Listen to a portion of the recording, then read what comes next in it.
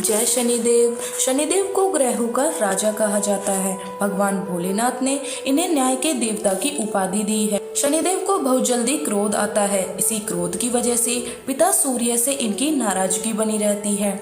इनके क्रोध से सभी बचने की कोशिश करते हैं, वरना व्यक्ति पर मुसीबतों का पहाड़ टूट जाता है। इन्हें प्रसन्न करने के लिए शनिवार व्रत रखा जाता है। शनिदेव व्रत कथा। एक बार सभी 9 ग्रहों सूर्य, चंद्र, मंगल, बुध, बृहस्पति, शुक्र, शनि, राहु और केतु में बहस हो गई, कौन सबसे बड़ा है। आपस में लड़ने के बाद सभी देवराज इंद्र के पास पहुंच गए।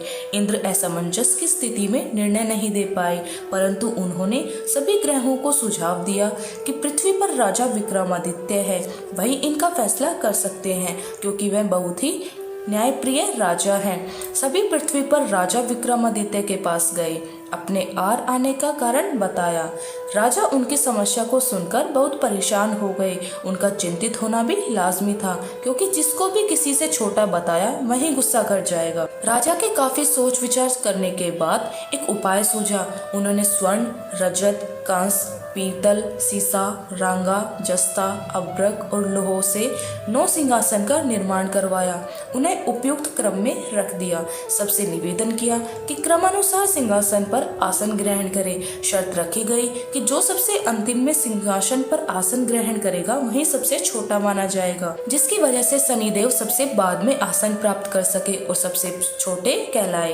क्रोध के आवेश में शनिदेव ने सोचा राजा ने यह सब जानबूझकर किया है। कुपित होकर राजा से कहा, राजा तुम मुझे नहीं जानता। सूर्य एक राशि में 1 महीना, चंद्रमा 2.25 महीना, 2 तिल, मंगल 1.5 महीना, बृहस्पति 13 महीने और बुध और शुक्र 1-1 महीने विचरण करते हैं। लेकिन मैं 2.5 से 7 साल तक रहता हूँ। मैंने बड़े बड़े का विनाश किया है। श्री राम की 7.5 आने पर उन्हें जंगल जंगल भटकना पड़ा और रावण के आने पर लंका को बंदरों की सेनापति से परास्त होना पड़ा। क्रोधित शनिदेव ने राजा से कहा, अब आपको सावधान रहने की जरूरत है। इतना कहकर शनिदेव कुपित अवस्था में वहाँ से चले गए। समय गुजरता रहा। काल चक्र का पहिया घूमते हुए राजा की 7.5 आ ही गई। तब शनिदेव घोड़ों का सौदागर बनकर राजा के राज्य में गया। उनके साथ अच्छी नस्ल के बहुत सारे घोड़े थे। जब राजा को सौदागर के घोड़ों का पता चला तो अश्वपाल को अच्छे घोड़े खरीदने के लिए भेजा। अश्वपाल ने कई अच्छे घोड़े खरीदे। इसके अलावा सौदागर ने उपहार स्वरूप एक सर्वोत्तम नस्ल के घोड़े की सवारी हेतु राजा को दे दिया। राजा विक्रमादित्य जैसे ही उस घोड़े पर बैठे, वह सरपट वन की ओर भागने लगा। जंगल के अंदर पहुंचकर वह गायब हो गया। भूख प्यास की स्थिति में राजा जंगल में भटकते रहे।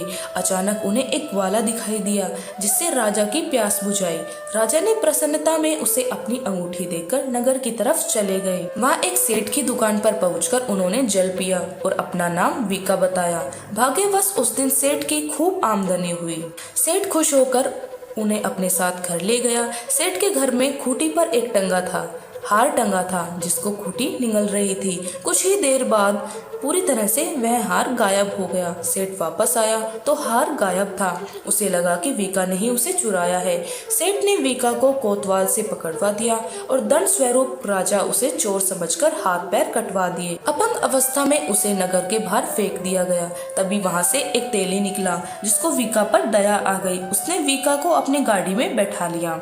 वीका अपनी जीभ से बैलों को हाँकने लगा। कुछ समय पश्चात राजा की शनि दशा समाप्त हो गई। वर्षा काल आने पर वीका मल्हार गाने लगा। एक नगर की राजकुमारी मनभावनी ने मल्हार सुनकर मन ही मन प्रण किया कि जो भी है राग गा रहा है वह उसी से विवाह करेगी। उन्होंने दासियों को खोजने के लिए भेजा, परंतु वापस आकर उन सब ने बताया कि वह एक अपंग आदमी है। राजकुमारी यह जानकर भी नहीं मानी।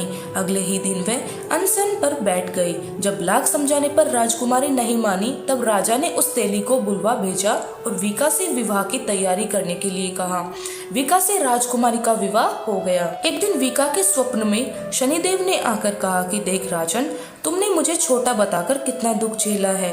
राजा ने क्षमा मांगते हुए हाथ जोड़कर कहा, हे शनिदेव, जैसा दुख मुझे दिया है किसी और को ऐसा दुख मत देना। शनिदेव इस विनती को मान गए और कहा कि मेरे व्रत और कथा से तुम्हारे सारे कष्ट दूर हो जाएंगे। तो भी नित्य मेरा ध्यान करेगा, चींटियों को आटा डालेगा, उनकी मनोकामना पूर्ण हो जाएगी। शनिदेव ने राजा को हाथ पैर भी वापस दे दिए। दूसरे दिन जब सुबह राजकुमारी की आंखें खुली तो वह आश्चर्यचकित हो गई। विका ने मनभावनी को बताया वह राजा उज्जैन का राजा विक्रमादित्य है। मनभावनी खुशी से फुलेनी संवारी थी। राजा और नगरवासी अत्यंत प्रसन्न हुए। सेठ से निवेदन करते हुए कहा कि मुझे शांति तभी मिलेगी जब आप मेरे घर चलकर भोजन करेंगे। सेठ ने कई प्रकार के व्यंजनों से राजा का सत्कार किया। तब राजा भोजन कर रहे थे, तभी जो खूंटी हाड़ निगल रही थी वहीं उसे अब उगल रही थी। सेठ ने अनेक मोहरे देकर राजा का धन्यवाद किया और अपनी कन्या श्री कवरी के पानी ग्रहण का निवेदन किया। राजा ने शहर स्वीकार कर लिया। राजा अपनी दोनों रानियों मनभावनी और श्री कवरी को लेकर उज्जैन नगरी लौट आए। सारे नगर में दीपमाला और खुशी मनाई। राजा ने घोषणा करते हुए कहा, मैंने शनिदेव को सबसे छोटा बतलाया था, लेकिन असल में वही सर्वोपरि है। तब से सारे राज्य में शनिदेव की पूजा और कथा नियमित होने लगी। सारी प्रजा के बीच खुशी और आनंद का वातावरण बन गया। शनिदेव के व्रत की कथा जो भी सुनता या पढ़ता है उसके सारे कष्ट दूर हो जाते हैं। जय शनिदेव महाराज की जय। श्री श्याम। अगर आपको कथा पसंद आई हो तो चैनल को लाइक और शेयर करना ना भूलें।